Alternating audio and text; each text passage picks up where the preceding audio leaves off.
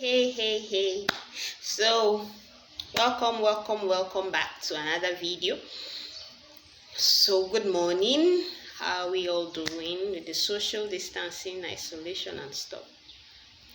So yeah, marriage is very interesting, like very interesting. It goes around. So like 4 years ago, that's about 4 years ago, I've had my 3 children, and my husband was everything I needed in a man. I had a job, but I wasn't happy. I kept asking, is that all? So I've had the children, I have the husband, I have the job. Is that all? Nothing else. So as in, I felt that I've arrived now. This is the destination, right? Is that not so? Or was I wrong? What's the problem? Why does it seem as if I was dissatisfied? I wanted more, but I didn't know what more was. I didn't even know what more the more I was looking for was, but I wasn't happy. I was snapping at my children at the drop of a hat, and my husband was just pissing me off. Anything, in fact, him breathing was pissing me off. I was pissing myself off. Like, I didn't know why I was getting angry. I was getting angry that I was getting angry, if that makes any sense. So I didn't like who I was turning into. Should I say I was getting depressed? In fact, I don't even know the diagnosis for what was going on, but I wasn't happy because my children were walking on eggshells around me because everything gets mommy flares up. And the home was not peaceful for my husband because as he's coming back, it wasn't a full-blown quarrel or anything like that, but I was picky, nagging. But I wanted more. That wasn't like the home I always wanted for myself. I wanted more. I wanted it to be peaceful. I wanted my children to be free with me. I wanted more. So I started praying. God, I don't know what is wrong with me. What is it? But wait, God, is this all? Like, you just created me to have children, and so does that mean I finished it? So living is there as it comes now, or what? I don't understand. So within that period, I was talking with my husband. Something I just discovered. Some people think I'm quiet. If you ask my husband, he will give you a serious eye roll. I bend that man's ear down, up, down, sideways, seriously, with plenty talk. But well, I'm glad he listens to me most of the time. That's when he doesn't sleep off with me yapping. Anyway, I was talking with him. I can't remember what the topic was about, and then I just heard memoirs of a young wife and mother. I felt okay. Maybe this is like the next diary I'll start keeping about my experiences. So I got a notebook to start writing and everything. I even wrote it. I even showed him. They're like, oh wow, that's nice. Okay, you can continue. But I never wrote anything. From there, a friend suggested, why not start a blog? This is your writing. You can. So that was how the blog issue started, and I said it became like an online journal.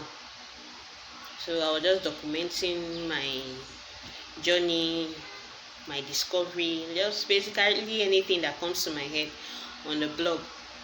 But I was still searching for what it was that was creating this space in my mind, in my soul, in my head, everywhere. So I started reaching out to people online, offline, and within that period I was speaking with a friend. Because she was seeing some of my me as a message. She said, babe, how are you doing these things? Oh, I'm craftless. I don't even know what to do. In my mind, I'm like, huh? You craftless. When we're in school, like she was the go-to person for anything. If I wanted anything, so in fact, even some when we're doing, like, if it was an aspect of book, she was there. She could figure out things like our phones had issues. She could figure out what was wrong with it and fix it. In fact, patch it up. Was it our shoe, clothes, electric iron? In fact, anything you can think of. Even she could make hair. And then when we graduated, she registered for a fashion school, and she was like, she had graduated then, and she's telling me I'm craftless. What happened to all these things that you know and you can do? Then within that period, another friend was like, I was having the same discussion with her, like, is that all? Is this all we are to do? Children and husband, then what else? And I'm like, I was thinking the same thing, no. But anytime I bring it up with my husband, he keeps saying the children and I should be enough for you. What else do you want? I don't understand. Sometimes he even gets pissed when she says she wants more. Like he wasn't doing his duty or something. So I reached out to people online, offline. I kept asking questions. How are you doing it? What do you do differently? How do you like different questions? I sent mails. I sent DMs, SMS, anything you can think of. I sent. I even reached out to some people that sent me their their mom's numbers so that I could speak with their mom. I just wanted to know, like, it wasn't as if I wanted to copy people's lives, but I wanted to pick, because if you don't ask questions most time, you can't get the answer, and it would give me a clue what was missing, why I had this sense of dissatisfaction. So I got answers, I got replies. Some people said they wanted I said I wanted to interview them, blah blah blah blah. They said they wanted a face-to-face meet rather than over the phone or through mail or something. So my husband and I agreed. He was watching the children at home. It was and I had to travel. I took my leave from work alone. I traveled, and so I started moving from woman to woman. And then as they spoke, as each and every one of them spoke, as I heard from them, I began to realize what the problem was. When I was going, part of the question I wanted asking was, what if your spouse is not in support when you want to do something? How do you handle it? Because of what that my friend said. So the idea was, I get the answer, and then we can know what the issue was and why we were having this sense of dissatisfaction. Because I felt it wasn't a coincidence that like three of us at the same time, So as I spoke, some of the things they said were not things that I didn't know. There were things I knew but had forgotten. While some were things I didn't know.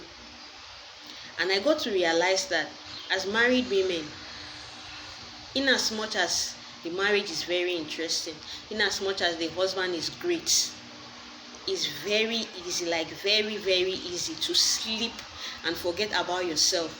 As in, your whole life becomes about the children, about the home, about your husband, like, and then you forget who you are. You forget to take care of yourself.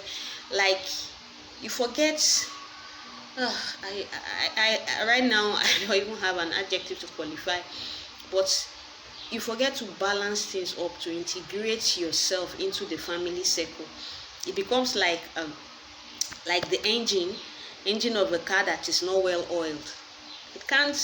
That car is not going to move very far. After a while, definitely the engine will knock, and that's what we do to ourselves. This is not even about women alone. This is for also men who love their wives and don't want their engine to knock at a certain period. You need to. I learned a lot, and funnily, even after learning these things, when I came back home and implemented them, after a while it was easy. I found out it was easy for, even with what I knew, to slip back into that state again of forgetting myself, because I'm trying to make sure everything was sorted, the children are okay, the husband is okay, the house is okay. And by the time you finish, that idea of it being gold at the end of the rainbow, it's a journey. It's like parts of a whole. You can, like the way when you have a picture, you have the head, the body, and all that. Mine is like part of it, and it's so easy. No matter how you are, it's so easy to forget. When I talk about taking care of yourself, I don't mean maybe in terms of dressing well, makeup, and all that. No, that it goes deeper than that. And when I came back, I saw that this was bigger than what I was thinking. So that was what informed my book, Where Are You? A Woman's Guide to Finding Self. And it's also informed my journal, the Memoirs for Women, which is on pre-order right now. Because a lot of women need to see this. Like, if you are a man, you're a guy watching this, don't think that book is for women alone.